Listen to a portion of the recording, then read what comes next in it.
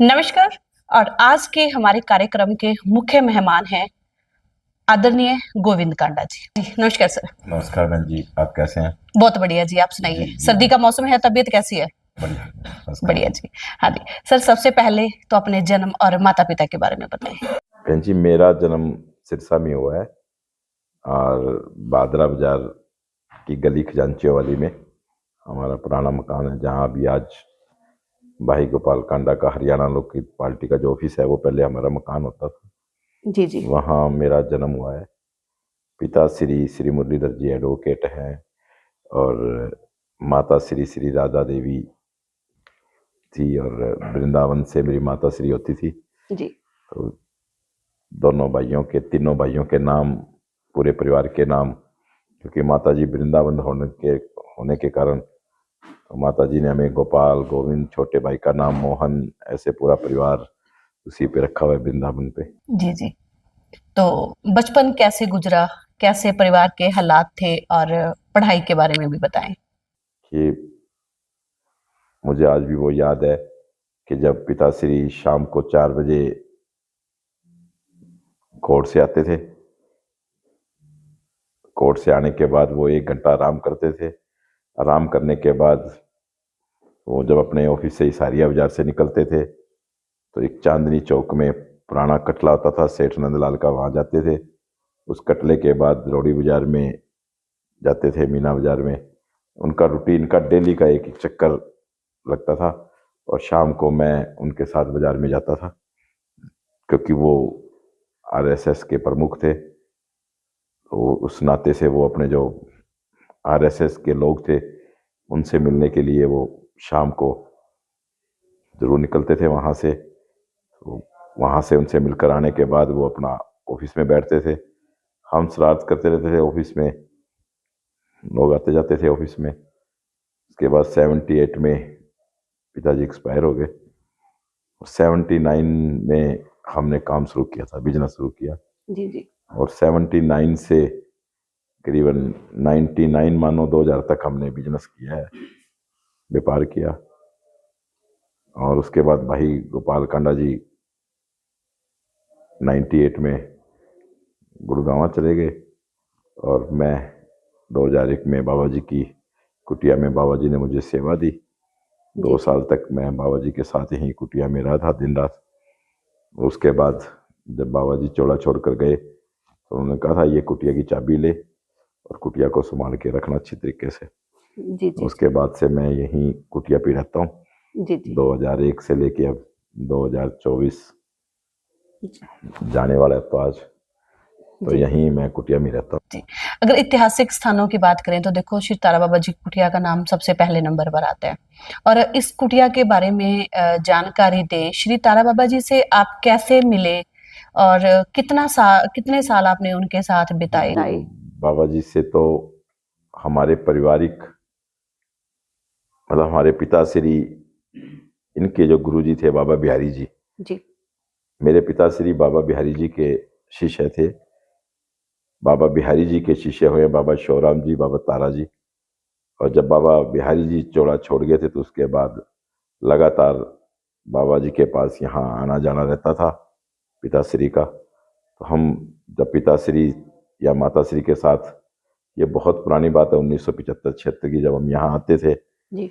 जब पूरा ये इलाका जंगल में तब्दील था, और एक जैसे खेतों में खाड़े होते हैं, उस खाड़े के ऊपर जो पगडंडी है, उस पगडंडी पे चलकर यहाँ आना पड़ता था। कोई रास्ता नहीं था कुटिया में आने का। तो उस पगडंडी के सहारे यहाँ कुटिया में आते थे, और वो खाड़ा भी जमीन से 5 फुट ऊपर था, तो बड़ा डर लगता था। तो यहाँ आकर खेल कूद करते थे, माताश्री पिताश्री बाबा जी के पास बैठ जाते थे, और हम यहाँ बच्चे बच्चे मेंढक पकड़ते थे। खाड़ा चलता था पानी का, ठंडा ठंडा पानी, उस टाइम खेतों में फसलें लहराती थी, तो अच्छा लगता था यहाँ। उसी टाइम से पिताश्री के साथ से आना जाना था, और उसके बाद लगातार हमारा परिवार यहाँ आता रहा।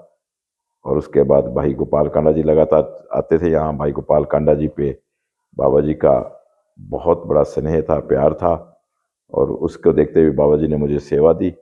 और सेवा के बाद लगातार हम यहाँ बाबा जी के आश्रम में, यहीं तारा बाबा कुटिया आज देश प्रदेश ने पूरे वर्ल्ड में आज तारा बाबा कुटिया का नाम है। और जो लोग दूर दूर से चलकर आते हैं, किसी के रिश्तेदार या कहीं भी, यहाँ बड़े बड़े संत, महात्मा, कथावाचक, भजन गायक, ये बाबा जी ने बुला बुलाकर समय समय पर अपनी कुटिया पे सिरसा की जनता का, मतलब उनको आशीर्वाद देकर भजनों की गंगा बुछार कर कर यहाँ उनका कल्याण भी किया है, उनको आशीर्वाद भी दिया है। तो आज पूरे वर्ल्ड में तारा बाबा कुटिया के नाम से, अगर आप, हम कहते हैं नेट पे जाएंगे, गूगल पे जाएंगे तो भी देखेंगे कि तारा बाबा कुटिया को लोग, और यहाँ बहुत लोग सुबह से लेकर शाम तक एक मेला लगा रहता है बाबा जी के आशीर्वाद। जी जी। कांडा परिवार पर एक खास आशीर्वाद, पूरा सिरसा कहता है कि खास आशीर्वाद बाबा जी का मिला हुआ है। कोई खास ऐसी पूजा भक्ति भी है जो बाबा जी को प्रसन्न करने के लिए की जाती है? कहते हैं भी कांडा बंधु मांगते बाद में मिल पहले जाता है। नहीं, ऐसा बाबा जी से उनका आशीर्वाद ही है, प्यार है। और कोई भी संत, महात्मा, ऋषि मुनि या कोई भी हम देवी देवता या अपने पितरों से एक आस्था होती है, आस्था के हिसाब से काम किया जाता है। और कभी भी, मैं तो ये, हमारा और हमारे परिवार का और भाई गोपाल कांडा जी का ये कहना है कि हम किसी से क्यों मांगे जी। जब हम उनको कहते हैं वो भगवान है और सब अंतर्यामी है, वो जानते हैं, तो उनको पता है भी हमें क्या चीज़ की जरूरत है, वो अपने आप देते हैं। हमें किस चीज़ की कब कितनी जरूरत है, किस हिसाब से, तो वो अपने आप करते हैं। हम सिर्फ उनकी सेवा करते हैं। एक आस्था है हमारे अंदर, पारिवारिक आस्था, जो हमें हमारे पिताश्री माताश्री से हमें मिली हुई है। हम सेवा कर रहे हैं और वो, उनको पता है भी आज उनको क्या चीज़ की जरूरत है, तो हमें मांगने की जरूरत ही नहीं है, हम कभी मांगते भी नहीं है। वो अपने आप अपनी इच्छा के हिसाब से देते रहते हैं। जी। कुटिया के अंदर खास तौर पर शिवलिंग पर कहा जाता है कि काफी खास शिवलिंग है वो यहाँ पर रखे गए हैं। उनकी क्या कहानी है? जैसे अलग अलग शिवलिंग है वो यहाँ पर विराजमान है, और शिवालय के अंदर जो शिवलिंग लगा हुआ है उसकी पूरी कहानी क्या है, वो कहाँ से लेकर आए आप? देखिए, यहाँ एक शिवलिंग तो श्री बाबा तारा जी की जो समाधि स्थल है, जहाँ बाबा जी विराजमान है, उनके साथ रखा हुआ है, वो पारे का शिवलिंग है। जी। और पारे के शिवलिंग के साथ गंधक की, पारे के शिवलिंग, इतने बड़े शिवलिंग हो सकता है इंडिया में 5-7 होंगे, इतना बड़ा जो शिवलिंग है पारे का, उसके साथ जो गंधक की बेदी के साथ है, ये मैं मानता हूँ, मेरे अपने विचार है कि ये इंडिया में 1-2 ही होंगे। जी जी। गंधक की बेदी के साथ माँ पार्वती माना गया है, माँ गंधक की बेदी को, और भगवान भोलेनाथ वहाँ उस पर विराजमान है। तो ऐसा ये बहुत ही मतलब दुर्लभ शिवलिंग है जो जहाँ दर्शन होते हैं। और जब इसका मन करता है भोलेनाथ का, कोई भी किसी को आशीर्वाद देना है, कोई भी परिवार, तो उस दिन ये अपने आप में एक कलर भी चेंज करता है। जी जी। ये अपने अपने समय समय पर लोगों को दर्शन देते रहते हैं, कलर चेंज होता है। और जो एक शिवलिंग आप शिवालय देख रहे हैं, ये 71 फुट का ऊंचा शिवालय, अपने आप में बिल्डिंग भी मेरे ख्याल पूरे वर्ल्ड में एक ही बिल्डिंग होगी जी जी। जो एक शिवलिंग का आकार के टाइप की बिल्डिंग है ये, और एक ही पिलर पे खड़ी है। और उस पिलर पे खड़े होने के बाद एक शिवलिंग के आकार की जो बिल्डिंग है, उसके ऊपर 2 पैड़ी चढ़ाई गई, एक नाग रूपी पैड़ी चढ़ती है, एक राग, क्योंकि शिवलिंग क्रॉस नहीं होता तो दूसरी तरफ से नीचे उतरी है। तो लोग दर्शन करने जाते हैं। अंदर देखोगे आप कितना चांदी का काम किया हुआ है अंदर, चांदी से उसको। और जो जलेरी है जहाँ भोलेनाथ विराजमान है शिवलिंग के रूप में, ये जलेरी भी मेरी ख्याल से, क्योंकि जो इसका श्रृंगार है ये महाकाल के जैसा हम श्रृंगार करते हैं। महाकाल जितना ही बड़ा शिवलिंग है उतनी बड़ी ही हमने जलेरी बनाई है। तो मतलब अगर हम उसको देखें तारकेश्वरम धाम के नाम से, तो आप देखेंगे कि महाकालेश्वर और तारकेश्वरम, आपको ये लगेगा कि यहाँ मेरे ख्याल से अब कितने 18-19 साल से यहाँ 2006 में 23 जुलाई को इसका मुहूर्त हुआ था 2006 में। उसके बाद लगातार शिवलिंग के ऊपर रुद्राभिषेक हो रहा है। काशी के ब्राह्मण बैठे हैं यहाँ उसी टाइम से, तो लगातार सवेरे डेली रुद्राभिषेक और ये चीज़ें, ये अपने आप में एक शिवलिंग है। जैसे शिवलिंग भी नंदेश्वर है, ये नर्मदा नदी से निकलते हैं जी। और मुझे दृष्टांत दिया कि मैं को लेके आओ, मैं वहाँ हूँ, मैं जा गया वहाँ पे ओंकारेश्वर, महाकालेश्वर, और वहाँ जाकर मुझे इतने बड़े जो शिवलिंग उस टाइम मिले, मैं लेके आया खुद। उन्होंने मुझे दृष्टांत दिया कि मैं यहाँ हूँ और आप मुझे लेके जाए और मेरे को स्थापित करें। मतलब आपको सपने में दिखे? सपने तो मैं जी नहीं, प्रत्यक्ष में जी जी मैं गया हूँ, जाके हम लेके आए हैं, हमारे कुटिया के सेवक गए हैं, उनको भी पता है सारा, साथ गए हम कैसे लेके आए हैं उनको, कैसे आके यहाँ स्थापित किया है।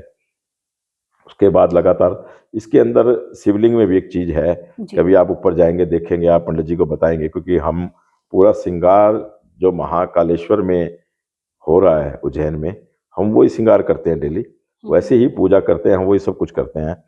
तो अगर आप पंडित जी को कहेंगे तो वो थोड़ा सा हटा के दिखाएंगे आपके अंदर, उसके अंदर साक्षात भगवान भोलेनाथ का आशीर्वाद है शिवलिंग में। उसमें त्रिशूल नजर आएगा आपको, जी जी और डमरू नजर आएगा, पूरा एक सर्प नजर आएगा। तो पूरा शिवलिंग के अंदर जो शिव परिवार है वो पूरा का पूरा उसमें विराजमान है शिवलिंग में। तो ऐसी चीजें, अद्भुत शिवलिंग है ये, लाखों करोड़ों में कभी कभी एक आधा मिलता है, जी ये भी जी प्रभु की कृपा से। तो वो तारा बाबा कुटिया में विराजमान है। बाकी एक बाबा जी की कुटिया में आप देखते हैं कि गुफा है, उसके अंदर सभी देवी देवताओं के लगे हुए हैं, आशीर्वाद दे रहे हैं, संत महात्माओं से लगे हैं, 12 ज्योतिर्लिंग लगे हैं। और उसके बाद 12 ज्योतिर्लिंग के बाद एकदम भगवान भोलेनाथ के चरणों में खुलती है वो गुफा। बिल्कुल बिल्कुल अगर हम देखें, क्योंकि हमने गाइड नहीं रखा हुआ कुटिया पे, क्योंकि कभी कोई हमारे साथ कोई जाता है या मैं किसी के साथ जाता हूँ तो हम बताते हैं उसके बारे में, कुटिया के बारे में।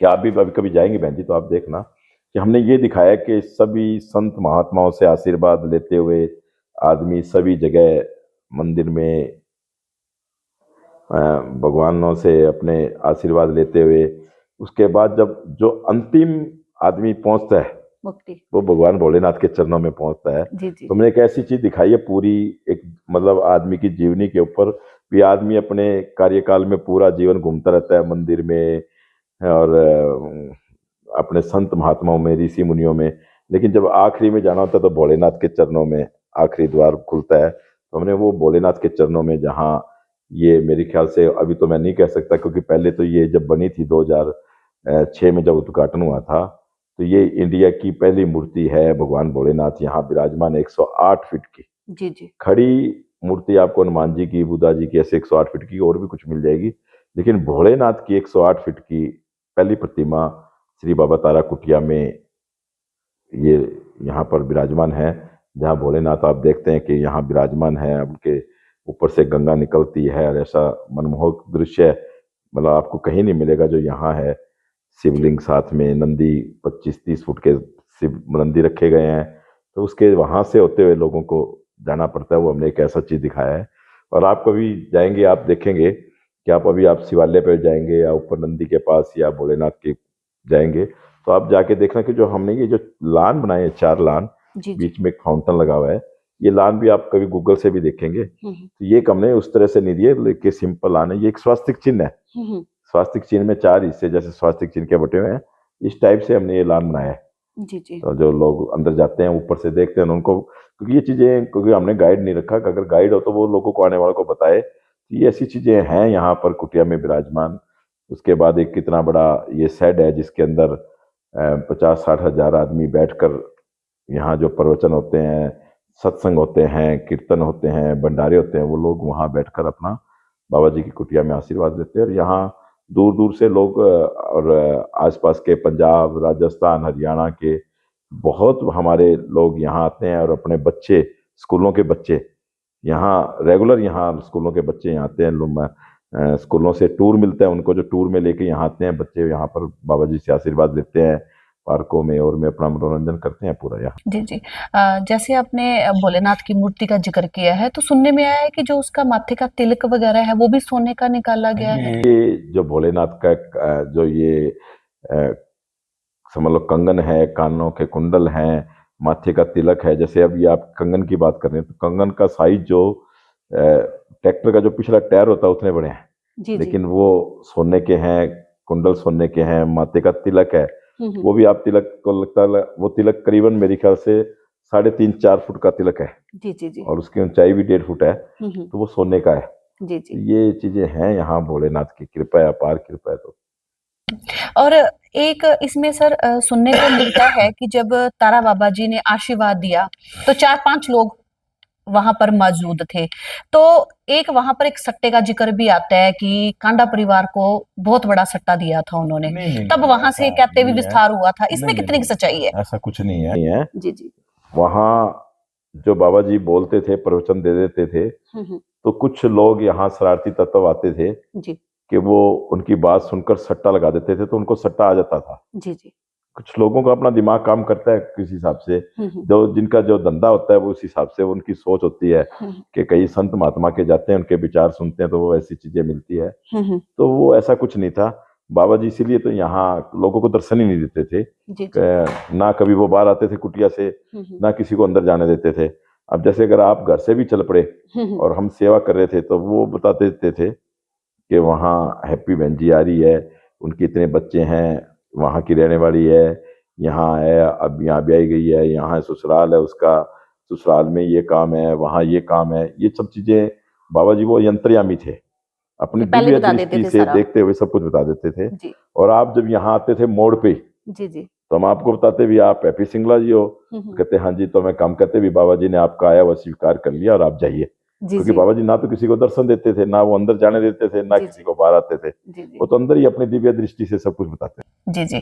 तो आपको कितना समय मिला उनके मैं साथ 2 रहने साल का? तक बाबा जी के दिन रात उनके, मैं यहाँ 2001 में 15 जून 16 जून को यहाँ उनके पास आया था सेवा में, और 27 जुलाई 2003 में उन्होंने चौड़ा छोड़ा है। जब तक मैं यहाँ उनके साथ कुटिया में ही था, और उसके बाद से फिर कुटिया का विस्तार हुआ, फिर मैंने यहीं अपना मकान बना लिया, मैं यहीं कुटिया में ही, और मेरे को लगभग अब तो जैसे 24 साल से ऊपर हो गए 2001 के बाद से। तो मैंने कभी घर का खाना नहीं खाया, मैं कुटिया में ही बाबा जी जो अपने हाथ से खिलाते थे, आज भी हम वही प्रसाद खाते हैं जी जी और अपनी सेवा करते हैं, अपनी मौज। जितनी लोग सेवा करेंगे, एक आस्था का है, ये तो एक आस्था पे टिकी हुई है।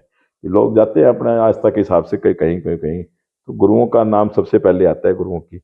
ये गुरुओं की सेवा है, और गुरुओं से एक सेवा के बाद जो मेवा मिलता है वो है यहाँ पर ऐसा जी जी कोई ऐसी कोई सट्टे बट्टे की बात नहीं है। जी ये जी तो जितनी लोग कहते हैं भी जितनी सेवा करेंगे उतना मेवा मिलेगा।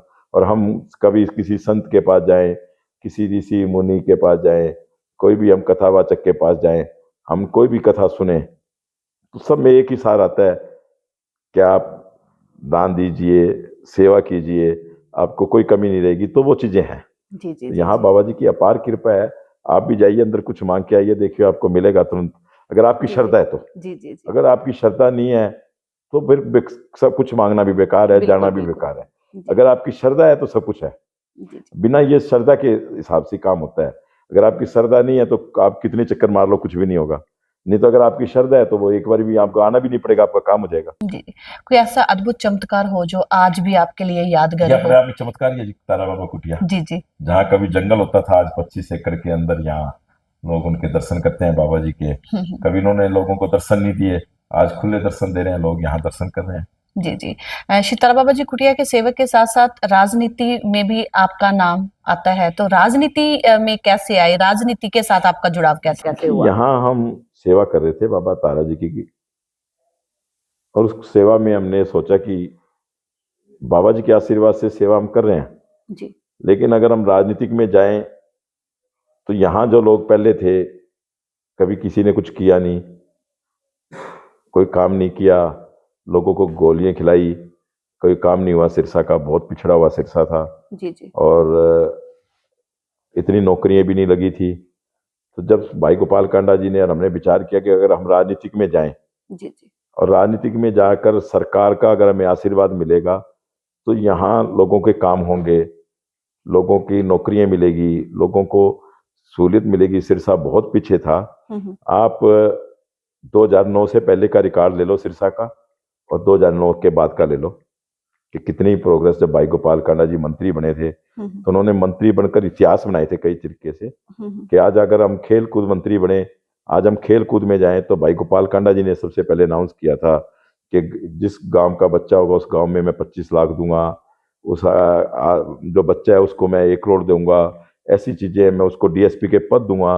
ये भाई गोपाल कांडा जी की देन थी। जी जी जब वो लोकल बॉडी मिनिस्टर थे तो उन्होंने देखा कि तनख्वाह नहीं मिलती है कर्मचारियों को, सफाई कर्मचारियों को तनख्वाह नहीं मिलती है, और वो बहुत बुरी हालात थी कमेटी की। तो उन्होंने सबसे पहले कमेटी के ऊपर काम किया, भी कमेटी में कैसे बजट आए हरियाणा सरकार से, जी जी कि कमेटी से, क्योंकि हर चीज कमेटी से जुड़ी है, बिल्कुल।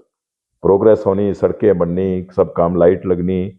या तो फिर गोपाल कांडा जी ने सबसे पहले लोकल बॉडी में इसको सरकार में अपने सरकार के हिस्से से जोड़ा कि यहाँ बिना मांगे बजट आए और लोगों की सैलरी मिले। जो कर्मचारी बेचारे सफाई करते हैं सारे दिन, उनको कुछ भी नहीं मिलता था, 6-6 महीने की तनख्वाह हो जाती थी, तो वो सैलरी मिले और ये प्रोग्रेस करे। तो अब 2009 के बाद जो प्रोग्रेस हुई है, जो भी जिस डिपार्टमेंट में भाई गोपाल कांडा जी रहे, उन्होंने उस डिपार्टमेंट को पूरा अच्छी तरह से देख के काम किया। जी जी तो उन्होंने काम किया सरकार में। यहाँ के जिन बच्चों की नौकरियां बनती थी, वो लोग पहले बेचारे पैसे लेते थे, पैसे देते थे, वो भाई गोपाल कांडा जी उनको मिठाई खिलाई पल्ले से, और जिनकी नौकरियां बनती थी, मेरे ख्याल गोपाल कांडा जी के टाइम, उस टाइम 5 साल में सिरसा जिला के 1500 बच्चे नौकरी लगे थे। जी जी तो ऐसी चीजें थी। और सबसे पहले जब राजनीतिक में आए तो लोग चंदा लेते थे, माड़ा लेते थे, ये चीजें हमने बंद करी। जी जी भाई जो राजनीति कर रहा है, आप वो क्यों किसी को चंदा दे? आप इतना बड़ा आशीर्वाद देते हैं, आशीर्वाद देते हैं तो वो एक विधायक बनता है और फिर काम करता है। इसकी जरूरत नहीं है, आप चंदा चुंदा मत दें किसी को भी, आप जी अपना काम करवाएं, अपना काम, ये चीजें सेवा करिए, लोगों को सेवा करके भाई गोपाल कांडा जी ने लोगों का दिल जीता और विकास करवाया। जी जी और विकास के अंदर भी वो काम सिरसा के अंदर हुए हैं जो लोग 50 साल से तरस रहे थे। हम जैसे पहले ने अग्रवाल धर्मशाला आज तैयार हो रही है, बहुत बड़ा मैं तोहफा उसकी दिया। गारंटी, मैं मेरे अपने विचार है, जी जी आप भी देखेंगे जाके उसकी, आप पूरी बनाना पिक्चर भी जाके वहां भी आप करना, कि पूरे मेरे ख्याल भारतवर्ष में ऐसी अग्रवाल समाज की पहली धर्मशाला है, वो सिरसा में है। जी दूसरी हमने उसके साथ ही लगती, आज वो सिरसा का दिल है। जी अगर आज उसको हम खरीदना चाहें तो वो शायद हमें 500 करोड़ रुपए में भी ना मिले, जी जो भाई गोपाल कांडा ने दी। अब एक राजनीति का शिकार हो रही है रोडवंश धर्मशाला। बिल्कुल बिल्कुल रोडवंश धर्मशाला और अग्रवाल धर्मशाला, दोनों को भाई गोपाल कांडा जी ने बराबर रख के दोनों को धर्मशाला दी। हालांकि अरोड़ा परिवार से एमएलए भी रहे, विधायक भी रहे, मंत्री भी रहे, लेकिन उन्होंने ना तो अग्रवाल परिवार को धर्मशाला दी, ना अपने परिवार को रोडवंश को दी। लेकिन भाई गोपाल कांडा जी ने पहल करी कि दोनों समाज को धर्मशाला ही दी। आज हम देखें कि 2 सीवर ट्रीटमेंट प्लांट लगाए गए, बड़े बड़े अच्छे, बड़ी गंदगी होती थी। उसके बाद एक रेलवे पुल बना बड़ा, ये जो आप देख रहे हैं हमारे अंदर आने के लिए। उसके बाद मेडिकल कॉलेज लेके आए हैं, मेडिकल कॉलेज की अब शुरुआत हो गई है, शुरू हो गया है काम। जी उस पे भी लोग अड़चन डाल रहे थे, अपनी राजनीति कर रहे थे। कुछ लोगों ने जमीनें ले ली बैदवाड़ा में, वो लोग उसको बैदवाड़ा ले जाना चाहते थे कि जी बैदवाड़ा हम ले जाएं, वहां हमारी जमीनों के रेट ज्यादा हो जाएंगे। वो लोग ऐसे लोग थे, लेकिन भाई गोपाल कांडा ने निष्पक्ष राजनीति करी है, लोगों की सेवा की है।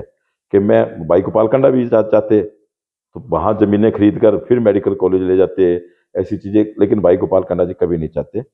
बल्कि एक बारी माननीय मुख्यमंत्री श्री मनोहर लाल जी, जो पूर्व मुख्यमंत्री थे, उनसे जब शुरुआत हुई भिड़ते, तो एक ही चीज मांगी थी कि मैं आपके साथ रहूंगा, 5 साल आपकी सेवा करूंगा, निष्पक्ष आपको मैं समर्थन दूंगा और आप मेरे काम ना। तो उन्होंने उसी टाइम वादा किया था कि मेडिकल कॉलेज, तो उनका जा तेरा मेडिकल अनाउंस है। जी जी अभी जैसे मेडिकल कॉलेज में भाई गोपाल कांडा जी ने बात रखी कि मैं, मेरी माता श्री के कैंसर हुआ था और यहाँ कैंसर के बहुत ज्यादा मरीज हैं, आप इसके अंदर एक कैंसर विंग बना दें, मैं 11 करोड़ रुपए दूंगा और मेरी माता जी के नाम से कैंसर विंग बना दें। तो माननीय मुख्यमंत्री जी अभी आए थे, जब उनका क्यों, बिल्कुल तेरे किस लिए पैसे दें, उन्होंने उसी टाइम ये बात जब सुनी, एक आदमी की कितनी आस्था है जो 11 करोड़ रुपए देने के लिए तैयार है एक कैंसर विंग के लिए, तो उन्होंने उन्हें इस टाइम का भी 5.5 एकड़ जमीन और एक कैंसर हॉस्पिटल भी यहाँ बनेगा।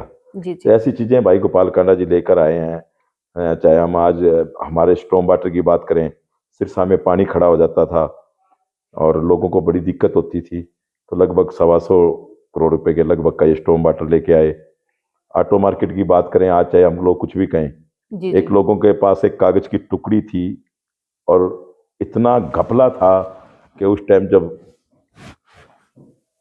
मैं तो सीधी बात आता हूँ, मुझे कोई डर नहीं लगता। माननीय मंत्री होते थे अरोड़ा जी, जी उन्होंने वो पर्चियां ऐसे बांट दी थी अपने रिश्तेदारों को, अपने अफसरों को, वो पर्चियां कागज बांट बांट के उन्होंने अपनी बाबाई लूटी और वो लोगों के पास पर्चियां थी। और आज वो पर्ची, आज वो कुछ भी कहे, आज वो पर्ची पर्ची लोग लेते लेते लेते लेते, आज उस बात को 30 साल निकल गए और वो आज दुकानें, क्या मानते हैं आप, दुकान, वो उस टाइम दुकानें 10-10, 15-15 हजार रुपए में दुकानें, 20-20 हजार रुपए में दुकानें थी, वो पर्चियां जी, बांटी जी। हुई थी। हुँ, आधी से ज्यादा 100 पर्चियां तो मेरे ख्याल अफसरों के पास थी, जी, कि जी। जैसे जो अफसर थे उनको भी दे दी, सब काम ऐसे घपले किए हुए थे। हुँ, हुँ। तो वो पर्चियां लोग आधे से ज्यादा मर चुके थे, है नहीं, लेकिन आज वो कुछ भी कहें, लेकिन वो दुकानें आज एक एक आदमी के पास, भाई गोपाल कांडा जी ने उनको बहाल करवाई, उनकी रजिस्ट्रियां करवाई, उनके नाम करवा दी। वो आज एक एक दुकानदार मालिक 10 लाख से लेके 3 करोड़ रुपए तक का मालिक बन गया। जी, जी। वो 1550 दुकानें ऑटो मार्केट के अंदर, वो भाई गोपाल कांडा जी की देन है। कि सबसे पहले 2011 में एक स्टे था, 10 में, 2010 में वो स्टे तुड़वाकर उस केस को खत्म करके बहाल करी। उसके बाद राजनीति का फिर शिकार हो गई। वो अब माननीय मुख्यमंत्री श्री मनोहर लाल जी, पूर्व मुख्यमंत्री, वहां जाकर उनके बीच में बैठकर उस समस्या का हल कर गया है। आज चाहे वो दुकानदार कुछ भी कहें, लेकिन उन दुकानदारों से ये पूछो कि आप जिस दुकान में बैठे हो हुँ, उस हुँ। दुकान का मालिक भी है क्या? हुँ, हुँ। किससे ली थी आपने? कब के मर चुके वो? हुँ, हुँ। लेकिन वो आज खुद वो मालिक बन गए। 10 लाख रुपए से लेके 3 करोड़ रुपए तक के मालिक हैं आज उस ऑटो मार्केट के अंदर। उसके बाद हम जाएं, आज जो हम पीने का पानी जी, जी। भाई गोपाल कांडा जी लेके आए, ये बहुत बड़ा हुँ, प्रोजेक्ट है पंजवाना में। हुँ, वो पंजवाना के अंदर अब उसको हमने डबल करवाया है। हुँ, हुँ। टाइम लगता है वक्त।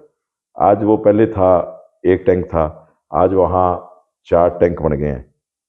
और उसकी एक डबल लाइन है कि यहाँ हमारे 5 टैंक बंद पड़े थे चतगढ़ पट्टी में, हुँ, उसकी लाइन एक और लेके आए हैं। तो आने वाले दिनों के अंदर पानी की समस्या दूर हो जाएगी शहर में। तो ऐसी बहुत चीजें जो लोगों ने कभी देखी नहीं थी 50 साल में, ये आरओ का पानी मिलेगा लोगों को, मिल रहा है, मिल भी रहा है और मिलेगा। जी, जी। तो ऐसी चीजें भाई गोपाल कांडा जी ने, चाहे आज हम पीने का पानी की बात करें, सीवर समस्या भी जैसे लास्ट के अंदर, क्योंकि इलेक्शन पहले हो गया, जी, तो जी। 150 करोड़ रुपया सीवर के लिए मंजूर कराया, 150 करोड़ रुपया वाटर के लिए मंजूर कराया, जो अभी टेंडर लग जाएंगे अभी इस महीने में, दिसंबर में लग जाएंगे, नहीं तो जनवरी में लग जाएंगे 2025 में। तो ये 150 करोड़ रुपया मंजूर है वो आगे अमृत के अंदर। और उससे पहले भी बहुत प्रोजेक्ट, जैसे आज हम करें बात, सिरसा के 31 गांव हैं। हमारी कोशिश में हमने कई वाटर वर्क्स बनाए हैं, जहाँ वाटर वर्क्स नहीं बने दूसरे गांव से वहाँ पानी पहुँचाया है। लगभग 31 गांवों में से बहन जी ये पूरे हरियाणा की पहली कॉन्स्टिट्यूंसी होगी जिसके 30 गांवों के अंदर वाटर वर्क्स का पानी जा रहा है लोगों को। क्योंकि भाई गोपाल कांडा जी का एक ही था कि लोगों को स्वच्छ जल देंगे तो बीमारियां कम लगेगी, तो वो इस चीज पे ज्यादा काम करते थे। जी, जी। और ग्रामीण इलाकों में आप जाएंगे तो आप पूरे गांवों में सड़कें बनी हुई है, पूरे गांवों में। जैसे हमारे पास हमारे मेरे ख्याल लगभग 4 नहरें आती है, एक शेरावाली माइनर, एक मनमंदोरी माइनर, एक कसुम्बी माइनर और एक सिरसा सिरसा माइनर। हुँ, तो उसके अंदर हमने 3 माइनर, कुसुम्बी माइनर, मनमंदोरी, शेरावाली दानी, ये सब पक्की करवा दी कि लोगों की टेल तक पानी पहुंचे, लोगों को पानी मिले। सिरसा माइनर भी मंजूर है, वो भी बन जाएगी। तो ऐसी चीजें हम लेके चले थे कि लोगों को खेतों में भी पानी मिले, जमींदारों को सड़कें। अब हमने कभी, या जमींदारों से पूछना आप गाँव में जाएंगे बिल्कुल, तो, बिल्कुल। कि लोगों ने कभी सोचा नहीं कि हमारे खेत में सड़कें आएगी। हुँ, हुँ। लोगों को घर तक सड़कें दी हमने, लोगों के घर तक लाइट दी है, लोगों के घर तक पीने का पानी दिया है। ये गोपाल कांडा जी की देन है।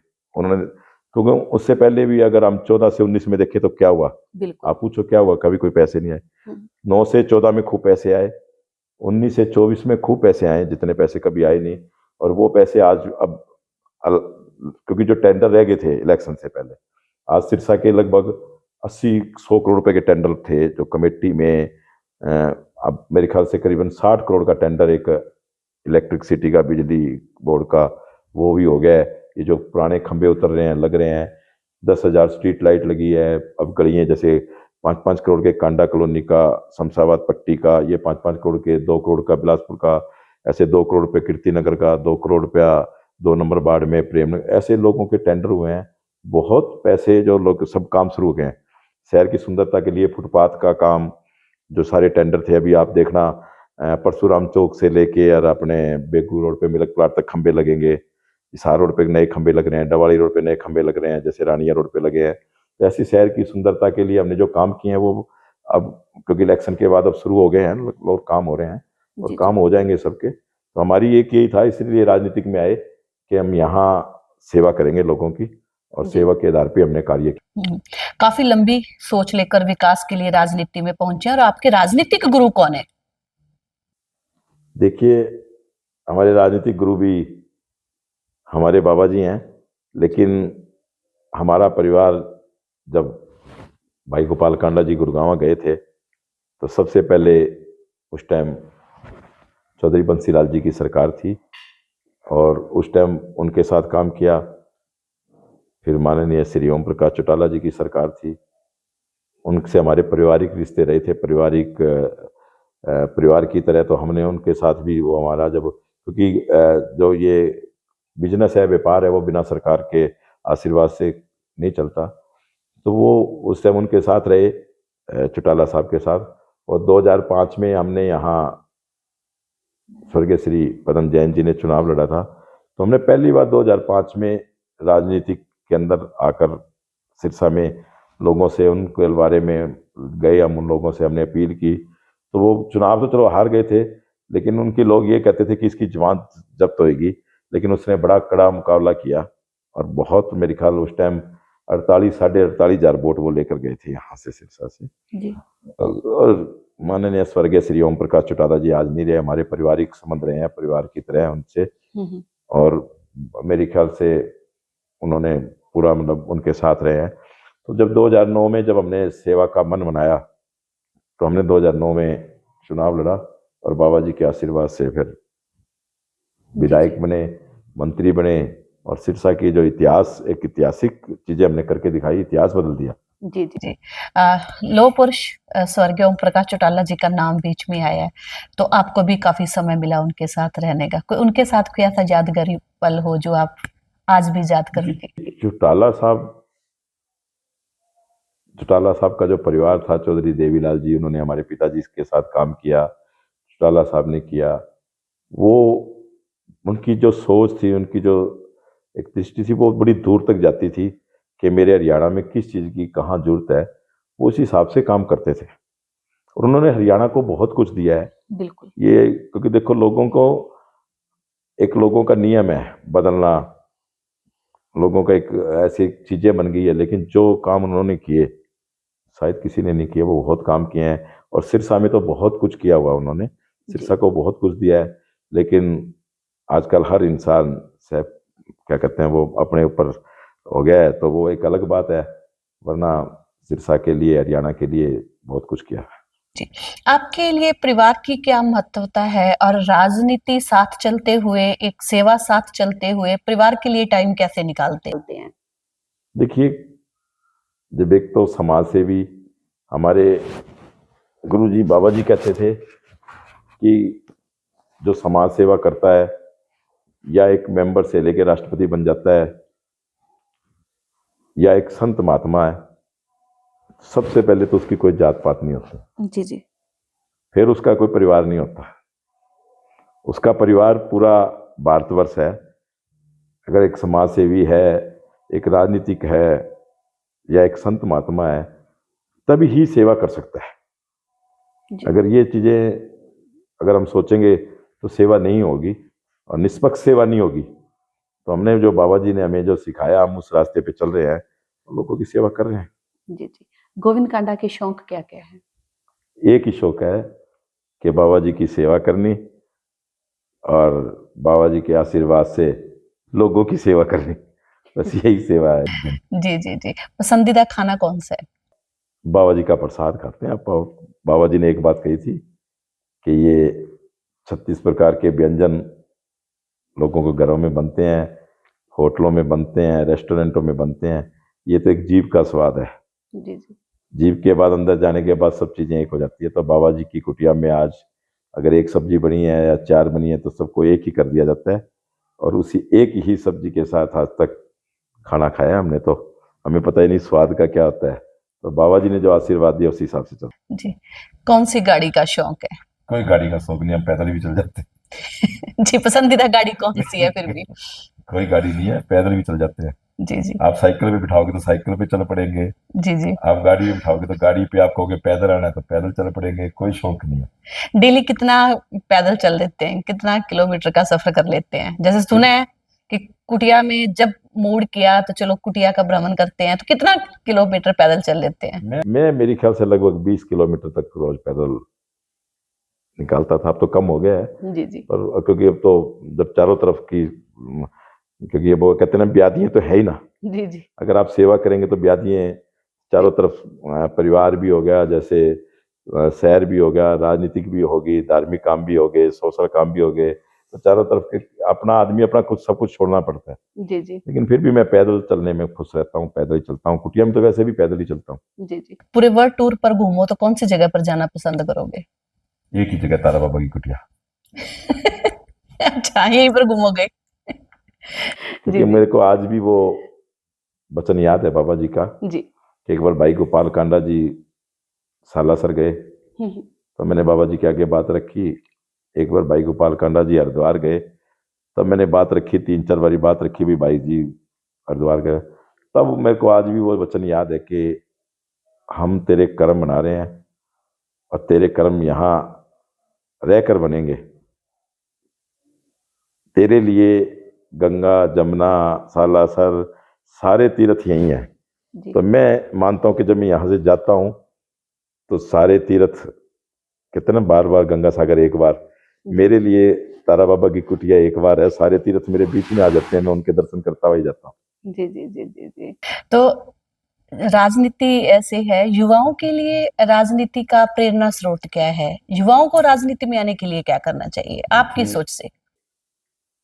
सबसे पहले तो मैं युवाओं को कहूंगा कि आज का जो युग है, जी एक तो बहुत ज्यादा जो अभी गंभीरता से बात लेने की बात है कि हमें उन लोगों से दूर रहना चाहिए कि जो लोग नशे बेच रहे हैं, लगा लोग नशा करा रहे हैं, जी बच्चों को बुला लेते हैं, वो किसी तरीके से गिरफ्त में आ जाते हैं बच्चे।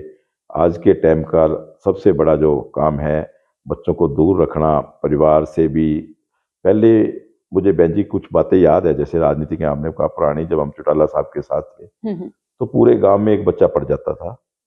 जब पढ़ाइयाँ कम थी, गांव का एक बच्चा पढ़ जाता तो पूरा गांव उस बच्चे के साथ जाता था, जी जी उस राजनीति के पास जो भी होता था, क्या आप इस बच्चे को लगा दो पूरे गांव आपका सान मानेगा।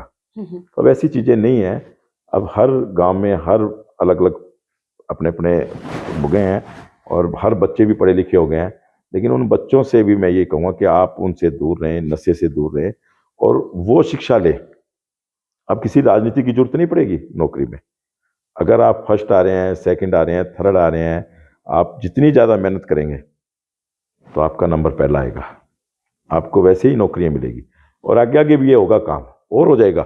जी जी तो बच्चों को ज़्यादा टाइम अपनी शिक्षा पे उस पर ध्यान देना चाहिए और उसके बाद जब शिक्षा से फ्री हो जाए और तो उनको खेल कूद में ध्यान देना चाहिए जी जी कि हमें नशे की तरफ ना जाकर खेल कूद में जाएं और खेल कूद में जाकर अपना स्वस्थ, जो हमारे अंदर आज बीमारियां लग रही है वो यही कारण बन गए, क्योंकि पहले लोग मेहनत करते थे, अब मेहनत नहीं है। तो हमें खेल कूद पकड़ना चाहिए और शिक्षा पे पूरा ध्यान देना चाहिए और इन नशे वालों से दूर रहना चाहिए। ऐसी बहुत चीज़ें हैं जो हमारे बच्चों के ऊपर हमें भी करना चाहिए।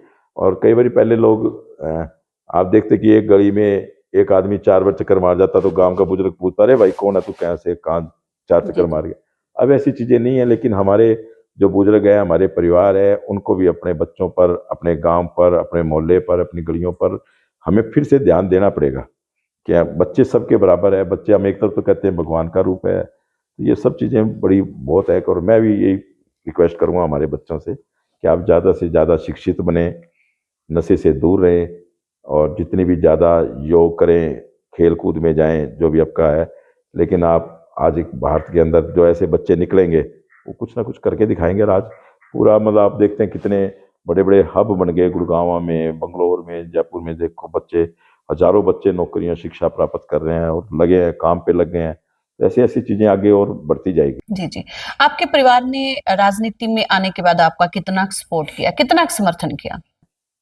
हमारा परिवार एक है जी कभी हमारे परिवार में ऐसी बात नहीं आई कि अगर कोई एक आदमी काम करता है दूसरा काटेगा, क्योंकि राजनीतिक परिवार तो मेरे पिताश्री ने 1952 का पहला इलेक्शन लड़ा है जी जी आरएसएस से और 47 की लड़ाई लड़ी है और पहले गौरक्षा सम्मेलन 1956 में हुआ है। तो यहाँ से पूरे हरियाणा में जत्था लेकर गए हैं। उसके प्रधान थे, जाकर तिहाड़ जेल में गिरफ्तारी दी थी, 7 दिन जेल में रहे गऊओं के पीछे। सबसे पहले हरियाणा की गौशाला बनी मेरे ख्याल से रेवाड़ी में, उसके बाद हमारे यहाँ हरियाणा में सिरसा में बनी, कागदाना में। पिताश्री गऊओं की सेवा करते थे। राजनीतिक में, सोशल मीडिया, 1965 के अंदर के युद्ध के अंदर यहाँ से 10,000 फौजी जाने थे। जी जी। तो वहां से ऊपर से आदेश आया कि उनको खाना देना है, तो सबने हाथ खड़े कर दिए। पिताश्री ने कहा कि मैं 10,000 आदमियों को खाना मैं बना कर दूंगा। तो उन्हें उस टाइम 1965 में 1 मिनट में 10,000 आदमियों का खाना बनवा कर, लोकल आदमियों को, क्योंकि उस टाइम वो जब अपनी शाखा थी आरएसएस में थे, तो उन्होंने अपने सभी शाखा के साथियों को बुलाया, सब घरों में कहा कि आप सारे पूरे घरों में जाके कहें कि हमें 4-4 परांठे, आलू की सब्जी, अचार जो आपके घर में है, 2-2 आदमियों की रोटी पैक करके दें। और 2 घंटे बाद टोकरी लेके निकल गए। सब घरों से 10,000 आदमियों की रोटी इकट्ठी करके रेलवे स्टेशन पे पहुंचा दी कि लो जी 10,000 आदमियों का खाना।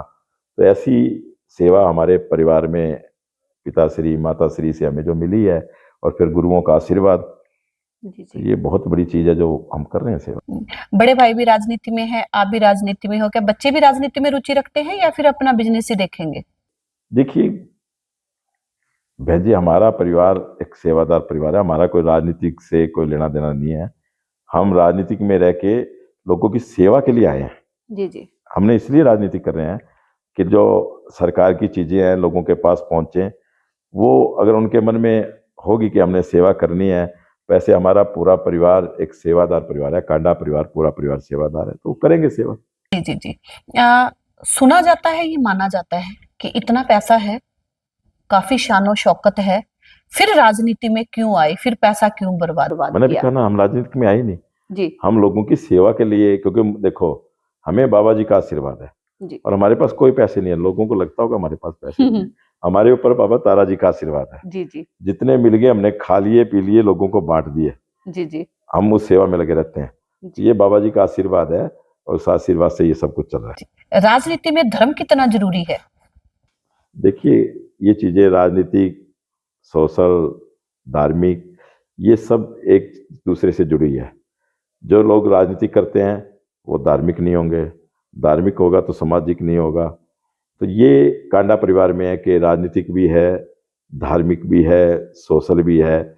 ये ऐसे लोग बहुत बहुत कम मिलते हैं पूरे इंडिया में, क्योंकि नहीं तो राजनीतिकों को पता ही नहीं होता कि भगवान कहाँ बैठे हैं, कैसे नमस्कारी करनी है, कैसे। ये कांडा परिवार के अंदर पूरे आस्था है कि सब संत महात्माओं से, सभी देवी देवताओं से, सभी पितर पितरानियों से, उनको पता है अभी कैसे हमने जाके नमस्कारी करनी है, और कैसे समाज की सेवा करनी है, किस टाइम कहाँ किस चीज़ की जरूरत है। आप जरा, जब कोरोना काल की बात आई, जी जी।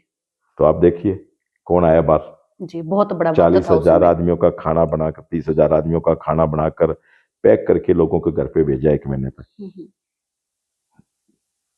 और जब दोबारा कोरोना आया तो 150 बेड का हॉस्पिटल भाई गोपाल कांडा जी ने 10 दिन में बनाकर खड़ा करके मुख्यमंत्री जी ने उद्घाटन कर दिया। तो ऐसी चीजें भारत में कौन करता है, कौन राजनीति करता है?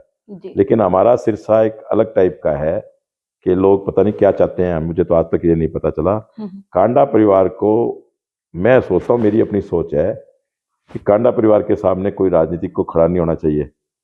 अगर पिछले 5 सालों की बात करें तो माननीय गोपाल कांडा जी को समय बहुत कम मिला था। 3 साल का समय मिला था, लॉकडाउन के दौरान काफी समय था, वो खराब हो गया था। अब कोई ऐसा सपना हो जो आपके मन में हो कि हाँ, ये मैंने सिरसा का काम जरूर करना है, कोई ऐसा सपना संजोया हुआ आपने? देखिए बहन जी, अभी एक अंडरपास मंजूर है, एक डवाड़ी रोड से ओवर ब्रिज मंजूर है, मेडिकल कॉलेज का काम शुरू हो चुका है, और स्टॉर्म वाटर का काम शुरू हो चुका है। हमारे पीने के पानी का स्टोरेज हमने बहुत बड़ा कर दिया है। 5 हमने डिग्गियाँ जो हमारी बंद पड़ी थी छत्तीसगढ़ पट्टी में, वो चालू करवा दी, उसकी एक लाइन और नई आ गई है जी। और कई अभी जो 150 करोड़ रुपया सीवर का मंजूर हुआ है, 150 करोड़ रुपया वाटर का मंजूर हुआ है, और इलेक्ट्रिसिटी के अंदर भी अभी मेरे ख्याल 60 करोड़ का एक टेंडर लगा है जो पूरे बाजारों में खंभे बदल रहा है। शहर के अंदर लगभग जितनी गलियां, हर वार्ड में आप जाके देखो, जितनी हमने कभी बनाई आज तक कोई नहीं, किसी ने बनाई होगी। हम अभी आप एक बार ले, हम जैसे छत्तीसगढ़ पट्टी, उसके अंदर इलाके अलग अलग है, काफी बड़ा इलाका है वो, 1 number ward, 2 number ward, 3 number ward, 31 का भी आता है। आप जाके पता करें, मैंने पीछे उसके अंदर कम से कम भी 20 या 25 करोड़ की गलियां बनाई है और सीवर लाइन गोपाल कांडा जी ने भेजी है। तो ऐसी चीजें प्रोग्रेस भी हुई है, काम भी बहुत हुए हैं लोगों को। इतनी गलियां कभी किसी ने सोची नहीं होगी जितनी गलियां बनी है। अगर आप वार्ड वाइज उठाएंगे, आप कमेटी से लेंगे, तो आप देखना कितनी गलियां, कितने वार्डों में कितने कितने पैसे लगे हैं, जी जी कितना पैसा खर्च हुआ है। लेकिन यहाँ लोगों की सोच अलग टाइप की है, पता नहीं, मुझे समझ में से बाहर है कि क्या चाहते हैं लोग यहाँ के। लेकिन कांडा परिवार को तो मुझे ये पता है कि कांडा परिवार को कभी नहीं वोट मांगने चाहिए। लोगों को सोचना चाहिए कि ये लोग निष्पक्ष सेवा करते हैं, निष्पक्ष काम करते हैं, तो लोगों को साथ रहना चाहिए। पता नहीं लोग ये क्या चाहते हैं। जी जी। तो जैसे काफी विकास हुए आपके कार्यकाल के अंदर, काफी विकास हुए। चलो, जीत हार एक समय के पहलू हैं, एक गाड़ी के पहलू हैं। जीत भी होती है और हार भी होती है। इतना करने के बाद जब हार हुई तो वो मन पे, उस समय मन पे क्या सोच थी कि कहाँ कमी कोई बात नहीं, हमने कहा भी हमारी जनता को नहीं लगा होगा, हमने कहीं जो सेवा करी है उस सेवा में कोई कमी रही होगी, कोई खास बात नहीं है। अभी आपने कहा ना कोई हार जीत होती रहती है, तो हमने वो नहीं है। पर मैं एक बात आता हूँ भी, लोगों की इतनी सेवा करने के बाद भी अगर ऐसा होता है तो एक मन तो चलो खराब होता ही है कि इतनी लोग यहाँ जो, अभी जैसे आज हम राम मंदिर की बात करें, बिल्कुल पूरे भारतवर्ष के अंदर सिरसा का पहला नंबर था। अयोध्या की बात छोड़े, क्योंकि अयोध्या तो आप ही भगवान राम का घर है, बिल्कुल बिल्कुल, ठीक है ना। उसके बाद 65,000 घरों में दिए, बत्ती, तेल, माचिस, भगवान राम जी का कैलेंडर और भगवान राम की शोभा यात्रा। आप भास्कर अखबार उस दिन का, अगले दिन का पढ़ के देखना, भास्कर अखबार लिखता है 8 किलोमीटर लंबी यात्रा। हमने जिंदगी में नहीं देखी ऐसी चीजें। यहाँ से निकली भगवान राम का जो, और यहाँ भगवान राम की रातों रात 1 महीने में मूर्ति विराजमान की 31 फीट की। तो लोगों को पता नहीं अब यहाँ क्या कैसा सिस्टम है। ऐसी चीजें कौन करता है? विधायक भाई गोपाल कांडा जी ने की। एक दिन आपको ऐसा मिले जिसमें आपने समाज सेवा नहीं करनी और राजनीति वाले आदमी से भी नहीं मिलना, तो आप क्या करना चाहेंगे? मैं बाबा ताराकुटिया में बैठूंगा उनके सामने। जी जी जी। पर ऐसा दिन ना ही दिखाए भगवान, जी जी, क्योंकि आदमी चलता फिरता ही अच्छा रहता है। एक दिन आपको अपनी लाइफ का ऐसा मिले ना कि आज आपने सिर्फ एंजॉय करना है और राजनीति तो बिल्कुल भी नहीं करनी और समाज सेवा का कार्य भी नहीं करना, तो कौन सा काम करके ज्यादा मन को खुशी मिलेगी? जितना एंजॉय मैं करता हूँ जी, शायद ही कोई भारतवर्ष में करता होगा। आप अपने यहाँ कुटिया में बाबा जी के पास जाके जब सेवा करते हैं, और जब कहा बाबा कुटिया में मैं होता हूँ, आपने तो देखा है कि उस टाइम मेरे को ये लगता है कि पूरे दुनिया का सुख यहाँ है, वो मुझे मिल रहा है, तो इससे ज्यादा और एंजॉय। जी जी। पहले वाली राजनीति और आज के समय के दौर की राजनीति में अंतर क्या है? पहले वाली राजनीति कैसी थी? क्योंकि आपके पिताजी तो शुरू से राजनीति में थे और आपने वो राजनीति के पल देखे हैं। उस राजनीति और आज की राजनीति में कितना अंतर मानते हैं? देखिए, पहले लोग जो राजनीति करते थे, जो लोग थे, वो भी देखते थे कि ये आदमी कितना काम कर रहा है, कैसा आदमी है। चाहे आज हम चौटाला परिवार की बात करें, बंसीलाल की बात करें, भजनलाल की बात करें, अब लोगों का अलग हिसाब हो गया। जैसे आज भजनलाल जी परिवार के पोते को हरा दिया, भाई गोपाल कांडा जी हार गए। पहले लोग प्यार करते थे, लोग देखते थे भी कौन किस तरह से। अब अपने अपने लोग हो गए हैं, सब चीज़ें अपनी अपनी हो गई है, तो लोगों को अपना काम चाहिए। आज अगर आप आए, मैं मेरे बेटे को कान नौकरी लगवा दो, आपका बेटा पढ़ा लिखा है और आपके ऊपर भगवान की कृपा, आपका लड़का लग गया, आप दोबारा आए दूसरे लड़के को लिए, वो नहीं लगा तो बस मेरा काम नहीं किया। अब लोग ऐसे टाइप के लोग हो गए हैं, स्वार्थीपन ज्यादा आ चुका है, ज्यादा आ गया है लोगों में। और आप देखते हैं भीड़ भड़का और ये दुनियादारी और ये सब ऐसी चीजें चल पड़ी है, लोग देखते नहीं है। आज हम ठेठ की बात करें, जी जी, भाई गोपाल कांडा जी कब से लगे हुए हैं? 2010 से उनकी लड़ाई लड़ रहे थे, लेकिन आज ठेठवाड़ी वासियों ने आज देखा आपने कि कितने करोड़ों रुपए उनके एडवोकेट पे खर्च कर दिए, कितनी उनकी लड़ाई लड़ी। जो मकान टूट गए उनको प्लाट दिलाने का काम किया। सरकार ने फिक्स किया भी हम 30 लाख में जमीन लेंगे। जमीन मालिक कहता है भी मैं, क्योंकि शहर के नजदीक जमीन देनी थी उनको, जमीन मालिक कहते 40 लाख से कम जमीन नहीं है। 8 लाख रुपए एकड़ का भाई गोपाल कांडा जी ने अपनी जेब से पैसा भर के उनको प्लाट दिलाए। तो ऐसा कोई विधायक कोई दुनिया में नहीं होगा, पूरी दुनिया में। ये लोगों को सोचना चाहिए, ना कि विधायक को सोचना चाहिए या विधायक के परिवार को सोचना चाहिए। ये लोगों को सोचना चाहिए भी ये विधायक क्या कर रहा है। भी हम अपने लिए सेल्फ ना बने ना। आप अगर आप भगवान आपके ऊपर कृपा है और आपका घर चल रहा है तो आप देखें ना कि विधायक कितना घर यहाँ से काम कर रहा है, कितने लोगों को रोजगार मिल रहा है, कितने लोगों के काम कर रहा है। हो सकता है अभी मैं इसी विधायक को अपना आशीर्वाद दूं कि लोगों का काम चले, लोगों को आशीर्वाद मिले। कितने लोगों की लड़कियों के ब्याह हो जाते हैं, कितनों के इलाज हो जाते हैं, कितनी चीजें यहाँ, जैसे आज वो मकान मिलेंगे 750 मकान मिलेंगे, कौन विधायक देता है पल्ले से पैसे?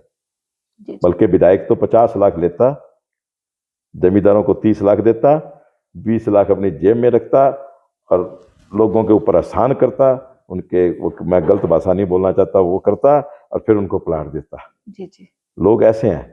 लेकिन भाई गोपाल कांडा उल्टा चलता है। जमींदार से जमीन ली 40 लाख रुपए एकड़ में, 38 लाख रुपए में, सरकार से 30 लाख लिए, पल्ले से पैसे लगाए, तो ये चीजें करता है। कोरोना आया तो 40-30 हजार आदमियों का खाना 40 दिन तक बना के घर पे भेज दिया। दूसरा कोरोना आया तो हॉस्पिटल बना दिया। राम मंदिर की बात आई तो पूरे भारतवर्ष में ये चीजें भाई गोपाल कांडा करता है, कोई और विधायक नहीं कर सकता, ना करेगा कभी, ना किया किसी विधायक ने आज तक।